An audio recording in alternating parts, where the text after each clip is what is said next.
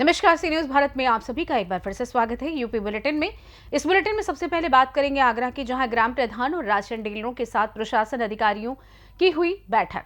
वहीं साथ ही बात होगी इटावा की, जहां ऑपरेशन त्रिनेत्र के तहत इटावा पुलिस के हाथ लगी बड़ी कामयाबी।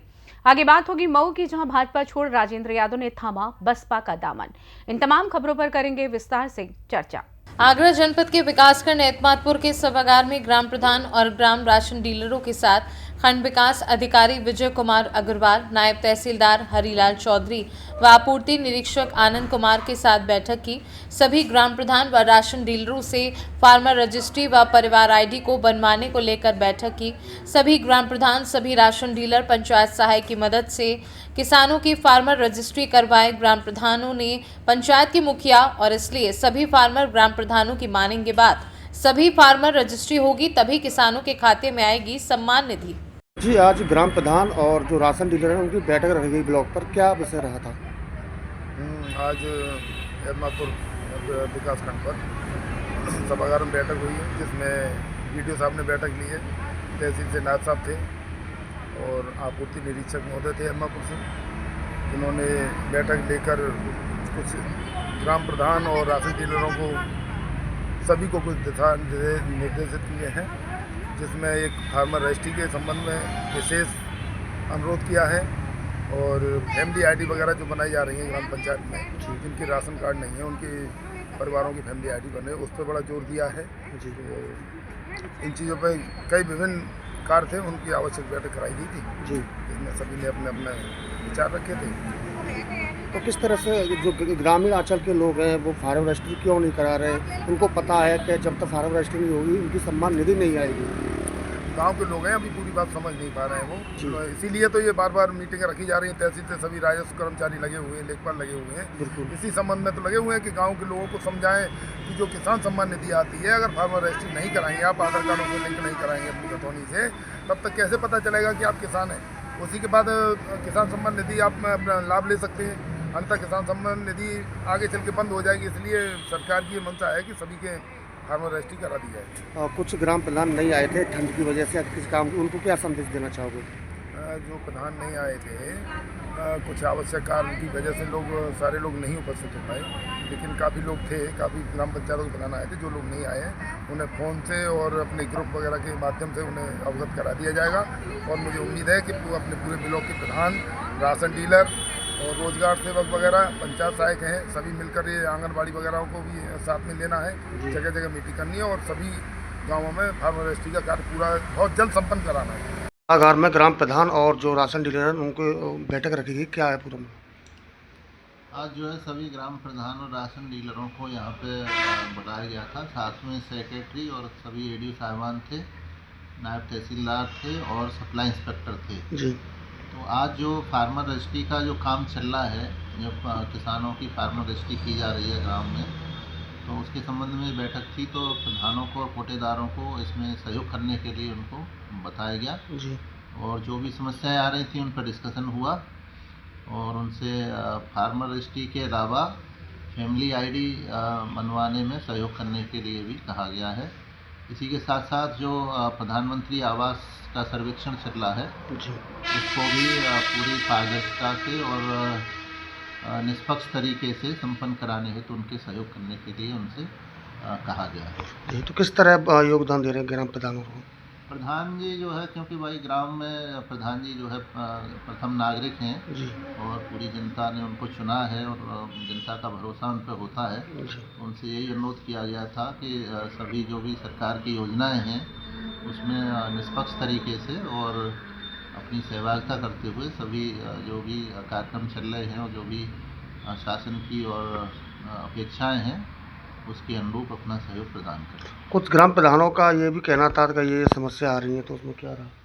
जैसे कुछ प्रधान जी का ये कहना था कि जो ज़मीन का जैसे मान लीजिए किसी के नाम पे थी और उनकी मृत्यु हो गई तो उनके बच्चों के नाम उसमें दर्ज नहीं है और वही जो है उसमें दिख रहा है नाम उनके पिताजी का। जी। तो उसके बारे में नायब तहसीलदार साहब ने बताया कि 31/12/2024 तक के जो प्रकरण थे इस तरह के, उनको जो है कर लिया गया है, मतलब नाम अपडेट कर लिए गए हैं। अब ऐसी कोई समस्या नहीं है।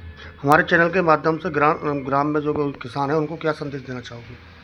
आपके चैनल के माध्यम से मैं सभी किसान भाइयों से अनुरोध करना चाहूँगा कि जल्द से जल्द अपनी फार्मर रजिस्ट्री करवा लें, जिसके लिए वो निकट के जनसेवा केंद्र पर जा सकते हैं। जी। ग्राम पंचायत सचिवालय पे पंचायत सहायक के माध्यम से करवा सकते हैं। जी। और फैमिली आईडी, जिनका जैसे राशन कार्ड नहीं बना है, उन परिवारों को फैमिली आईडी बनवानी है तो वो भी बनवा लें। वो हमारा पंचायत सहायक रोजगार सेवक इस कार्य को कर रहे हैं। जी। फैमिली आईडी के माध्यम से ही जो भविष्य में सरकारी योजनाओं का लाभ दिया जाएगा। आगरा से सी न्यूज संवाददाता विष्णु बघेल की रिपोर्ट। अखिल भारत वर्षीय यादव महासभा सैनिक गेस्ट हाउस बाईपास में सैनिक प्रकोष्ठ के जिलाध्यक्ष वीर सिंह यादव के नेतृत्व में सर्व समाज खिचड़ी भोज का आयोजन किया गया, जिसमें मुख्य अतिथि के रूप में अखिल भारत वर्षीय यादव महासभा के प्रदेश संयोजक चौधरी राजेश यादव मौजूद रहे। कार्यक्रम का संचालन विनय यादव ने किया। प्रदेश संयोजक ने बताया कि हमारा मुख्य उद्देश्य व्याप्त कुरीतियों और शिक्षा के बारे में मंथन किया गया और समाज को कैसे शिक्षित विकसित किया जाए, कैसे समाज के गौरवपूर्ण इतिहास को बचाया जाए, इस पर गहन चर्चा हुई और तमाम वक्ताओं ने अपनी अपनी राय दी। इस मौके पर पूर्व अध्यक्ष राजकुमार मौर्य, नरसिंह यादव, भूप सिंह यादव, पिंटू, छोटू, नरेंद्र सिंह आदि लोग मौजूद रहे। फतेहपुर से सी न्यूज संवाददाता नाजिया परवीन की रिपोर्ट। बालाबेहट में लगा आस्था का मेला। कस्बा के श्री राम सनेही हनुमान मंदिर के प्रांगण में लगे मेले में पहुंचे उत्तर प्रदेश सरकार के राज्य मंत्री मनोहर लाल पत। उन्होंने सरकार के द्वारा कराए गए कार्यों के बारे में जानकारी दी। इसके साथ विपक्ष पर जमकर निशाना साधा। मेला में दुकानों से बच्चे खेल खिलौने खरीदते नजर आ रहे हैं। श्री लक्ष्मी नारायण मंडल के कलाकारों ने रामलीला का मंचन किया। रात्रि की लीला में धनुष यज्ञ की लीला का वर्णन किया गया।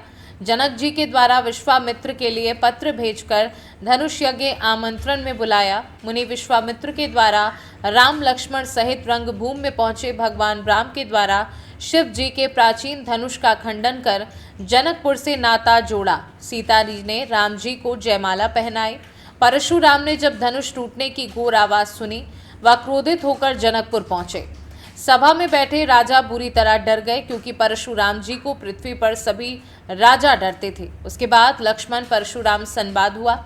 भगवान राम जी के बार बार समझाने के बाद परशुराम को रहस्य भरी बातों का ध्यान कराया। ललितपुर से सी न्यूज संवाददाता महेश नगाइच की रिपोर्ट।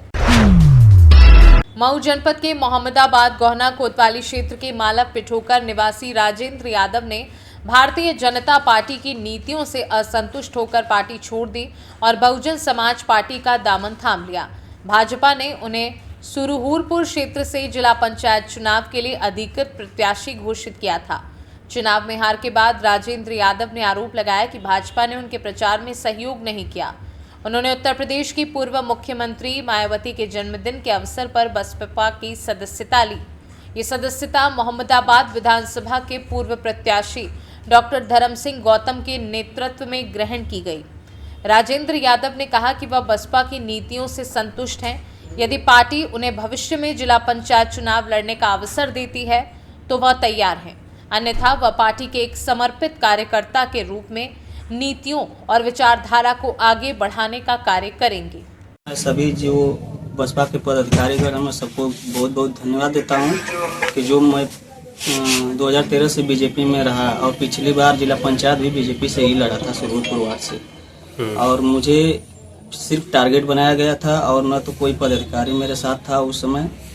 तो मैं धर्म सिंह गौतम जी से, जो विधानसभा प्रत्याशी रहे, जय भीम जी रहे और भीमरतन जी रहे, इंद्र सिंह जी रहे, जेके भैया जी रहे, तो मैं इन लोगों से पूछा तो मैं अच्छा विचारधारा जो मुझे लगी बसपा की, तो मैं सोचा कि बसपा में जाऊँ और बसपा की ही सेवा करूँ।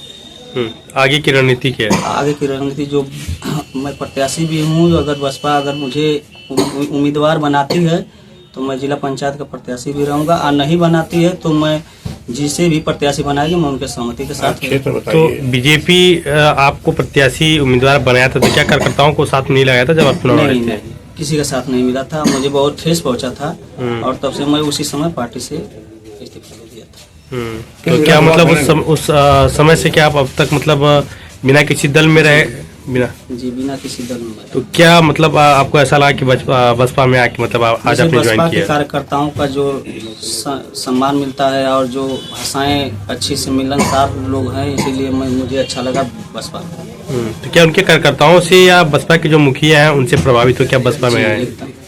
मऊ से सी न्यूज संवाददाता प्रमोद विश्वकर्मा की रिपोर्ट।